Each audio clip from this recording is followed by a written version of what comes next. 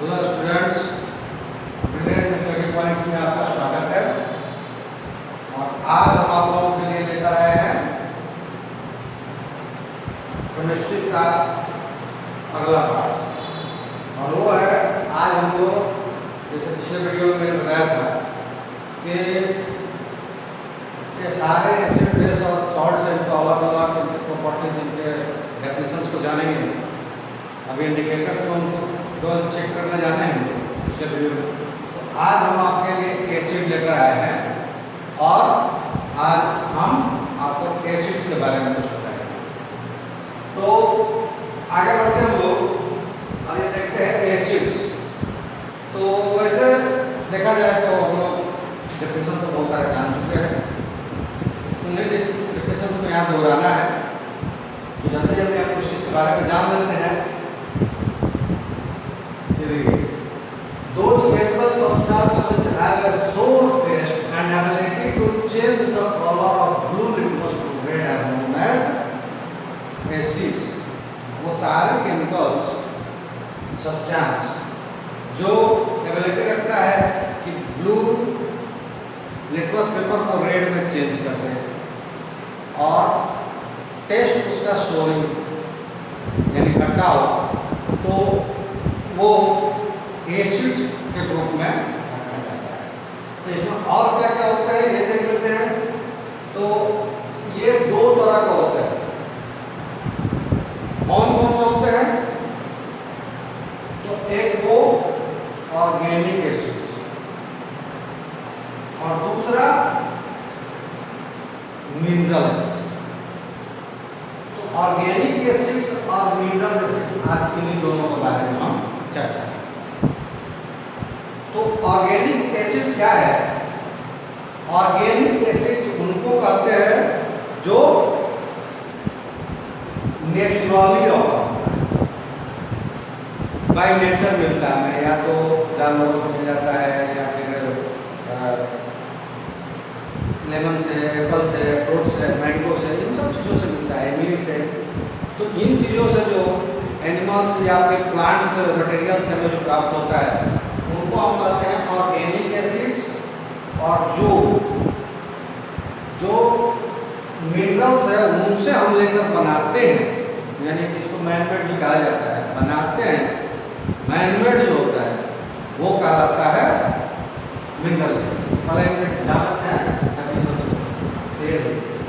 Organic acid naturally occurring, ये by nature मिलता है, इसको हम बनाते हैं। जैसे कि फ्रूट्स में जैसे लेमन ले लें, टमाटो हो गया, कच्चा आम हो गया, कच्चा अंगूर हो गया, तो इन सब में क्या होता है एसिड्स पाए जाते हैं। अलग अलग वो भी बताता है किसमें कौन सा पाया जाता है। तो नेचुरली ऑकर जो होता है वो ऑर्गेनिक एसिड्स। लेकिन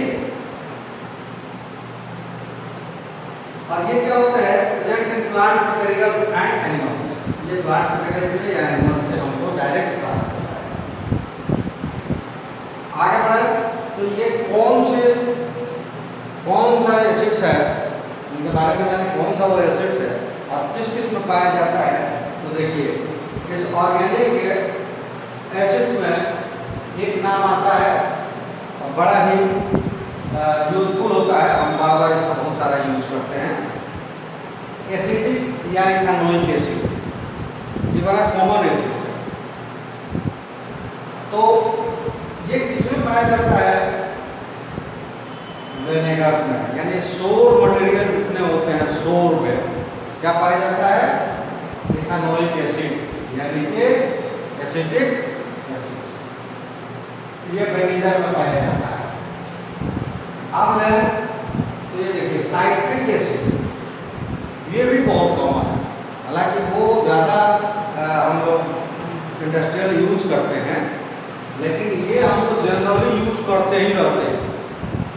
ये कहाँ कहाँ पाया जाता है? तो ये पाया जाता है लेमन हो, ऑरेंज हो, या इसी टाइप की जो साइट्रस फ्रूट है उनमें पाया जाता है। लेमन चाहे ऑरेंज या फिर इस तरह के साइट्रस जितने भी फ्रूट्स है उनमें साइट्रिक एसिड पाया जाता है। आगे बढ़े तो ये देखें लैक्टिक एसिड, और आपने एक जीवाणु का नाम सुना होगा लैक्टिक बैसिलस। क्या करता है ये दूध को दही में बदलता है और वो इसी एसिड का फॉर्मेशन करता है दही में ये पाया जाता है, यानी कि इसको कहते हैं सोर मिल्क। तो दही में लैक्टिक एसिड पाया जाता है। इसके बाद अगर हम आए तो टार्टरिक एसिड। टार्टरिक एसिड बड़ा मजेदार एसिड, ये कहाँ पाया जाता है? तो ये नाम लेते ही मुंह में पानी आ जाता है, हालांकि उसको कोई लाइक नहीं करता है। उसका नाम है इमली, टर्मिन, टर्मरिन उसका नाम है। और साथ ही साथ ये जब अंगूर यानी ऑरेंज होता है, पका नहीं रहता है, जब ग्रीन रहता है उस वक्त ये पाया जाता है। तो ये टार्टरिक एसिड है, या तो हम राइट ग्रेप्स में या टर्मरिन्स में पाए जाते हैं, या तो कच्चे अंगूर में या इमली में, या इसी तरह की बहुत सारे है, जैसे आंवला है, तो इसी तरह के फ्रूट्स में ये टार्टरिक एसिड पाया जाता है। कुछ और एसिड्स को जानते हैं, ये देखिए ऑक्सैलिक एसिड, ये किसमें पाया जाता है? तो हम लोग इसका बहुत सारा उपयोग करते हैं, भले जानते हो न जानते होंगे कहाँ पाया जाता है। ये सबसे ज़्यादा टमाटोज में पाए जाते हैं, सबसे ज़्यादा ये टमाटोज में पाए जाते हैं। इसी तरह चलिए कुछ आगे बढ़ते हैं और ये देखते हैं फॉर्मिक यानी मिथेनोइक एसिड। ये एसिड कहाँ पाया जाता है? सभी लोग कभी न कभी इस एसिड का स्वाद चखे होंगे, क्योंकि चखाई देती है। वैसे जानवर के बीच में पाया जाता है कि इसका मजा तो चखाती है, कभी न कभी सबको चखाई है। कौन सी है वो? क्या है एंड ये लाल वाली चिट्टी है, इनके डंक में पाया जाता है फॉर्मिक एसिड, इनके डंक में। या जो इस तरह की कटीली एक वो झाड़ी होती है, उनकी पत्तियां जो होती है, उनके पत्तियों के किनारे किनारे जो कांटे निकले रहते हैं, उन कांटों में पाए जाते हैं। तो ये सब हमारे कार्बनिक एसिड्स है, ऑर्गेनिक एसिड्स है, और ये सारे वीक एसिड में आ जाता है। इसको सारे को वीक एसिड में रखते हैं और वहाँ क्या करते हैं, ये सबसे ज़्यादा खाने, सबसे ज़्यादा क्या लगभग सारे एक को इसको छाट दीजिए फॉर्मिक एसिड्स को। तो ये भी कुछ यूज हम करते हैं, वहाँ हम यूज फुल होता है लेकिन कुछ जगह है, लेकिन बाकी सारे जितने भी है ये वीक एसिड्स में आते हैं। वीक एसिड में ये भी आता है, लेकिन कुछ देर के लिए बहुत दर्द करता है, और इनको खाने पीने में इस्तेमाल करते हैं। ये एसिड जो होता है नेचुरली ऑकरिंग होता है, और ये वीक एसिड्स के रूप में जाने जाते हैं, और ये हार्मफुल नहीं होते हैं। पीने में यूज करें या खाने में यूज करें, ये हार्मफुल नहीं होता है, क्योंकि इनमें ऑर्गेनिक नेचुरली ऑकर्ड मटेरियल होता है और वो कभी भी हार्म्स नहीं करता। तो ये तो हमारा रहा कार्बन या ऑर्गेनिक यानी कि वीक एसिड्स। दूसरा जो हमारा था वो क्या था? Mineral acids. इसका दूसरा नाम मैनमेड एसिड। इसका दूसरा नाम मैनमेड, क्योंकि ये बनाया जाता है, लेकिन ये नेचुरली ऑकर नहीं होता है, इसको बनाया जाता है। तो ये कैसे कैसे होता है? तो लगभग ये 6-7 है जो यूजफुल अभी है, तो बहुत है, लेकिन 6-7 है जिसको हम यूज करते हैं। उसमें से 3 जो यूज हम करते हैं वो बहुत ही कॉमन और नेमिंगफुल है और यूजफुल भी। तो इसको कहते हैं acid prepared from the minerals of the earth are called mineral acids. It is also called man-made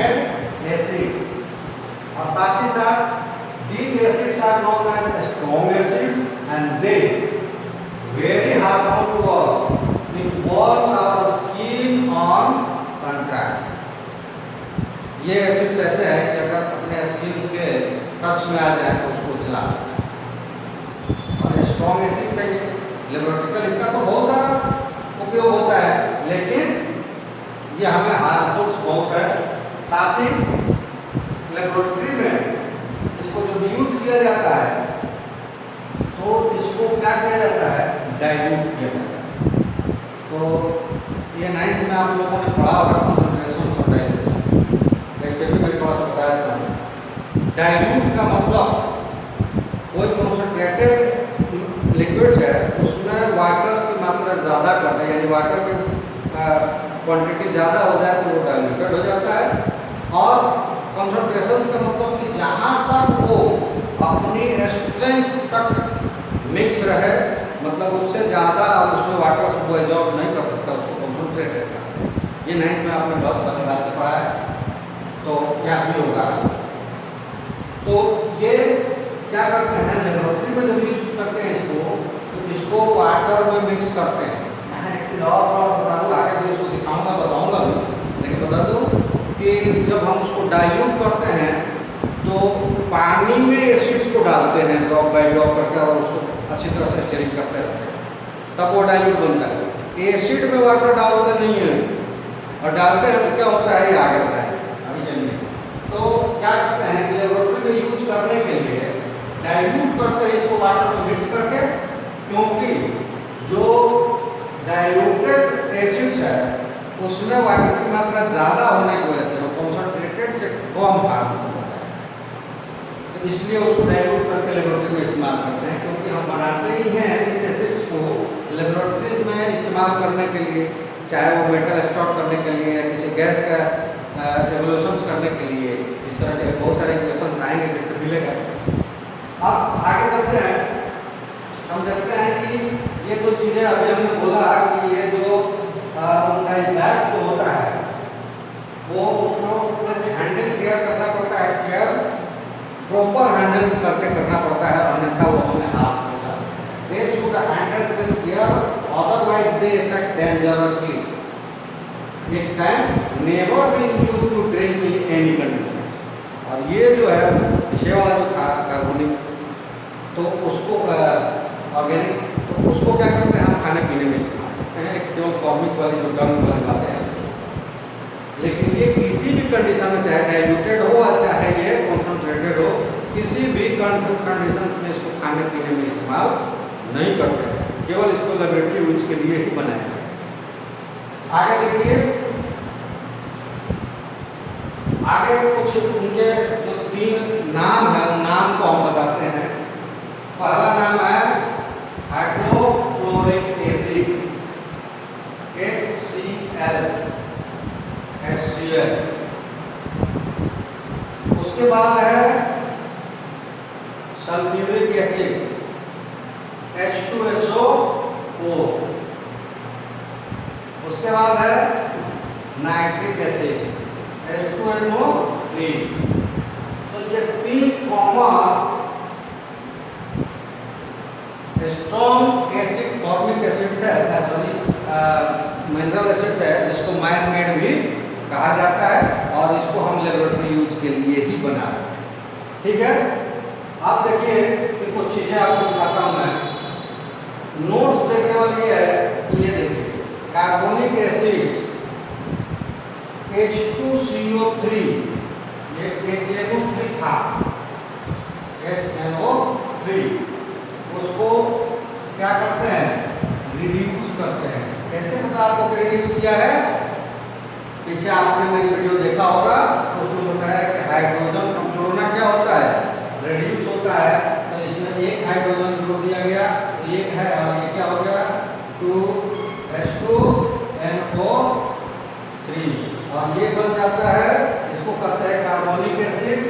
और ये भी मैन मेड एसिड्स है, बट ये वीक एसिड्स है, ये स्ट्रॉन्ग एसिड्स की श्रेणी में नहीं आता है, ये स्ट्रॉन्ग एसिड की कैटेगरी में नहीं आता है। अब इसमें आप देखेंगे, आगे बढ़ते हैं हम लोग, और ये देखिए कि कंसंट्रेशन किसको कहते हैं। Concentrated acid is one which contains minimum possible amount of water in it.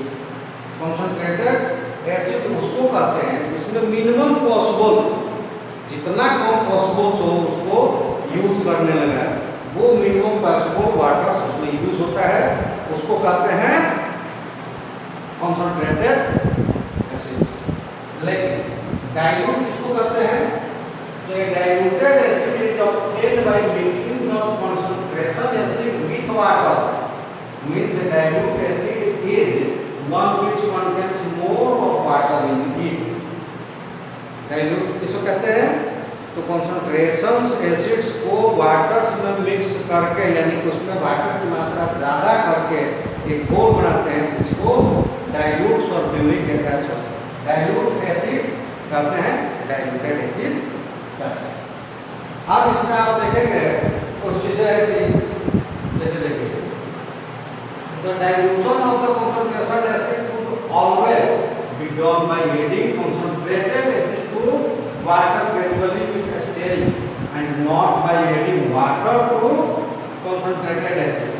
ये प्रिकॉशंस दी गई है कि जब भी कॉन्सेंट्रेशन से आप डाइल्यूट एसिड बनाएं तो कॉन्सेंट्रेटेड एसिड को वाटर में ग्रेजुअली डालें और उसमें स्टीयरिंग करते रहें, हिलाते रहें।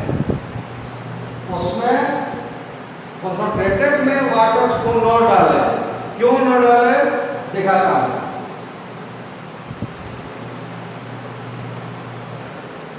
ये देखिए एक व्यक्ति क्या कर रहा है कि उसमें पानी डाल रहा है, ये साइंटिस्ट है, और वह देखिए क्या हो रहा है।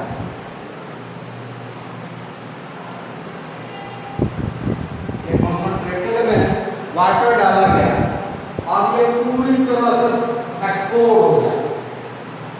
तो कई बार ऐसा होता है कि हम लोग कोई से ग्लास को अगर हम पानी ऐसे डालते हैं तो ऐसे ही करके डालते हैं, और सब इत्तेफाक से अगर आपने कॉन्सेंट्रेटेड एसिड में पानी ऐसे करके डाला तो उसमें एक ब्लास्ट होता है, गैस निकलती है, तो इससे आपके चेहरे, चाहे हाथ का जो भी पर्सन आएगा या कोई भी स्किन टच आएगा उसको पूरी तरह से डैमेज कर देगा, जला देगा।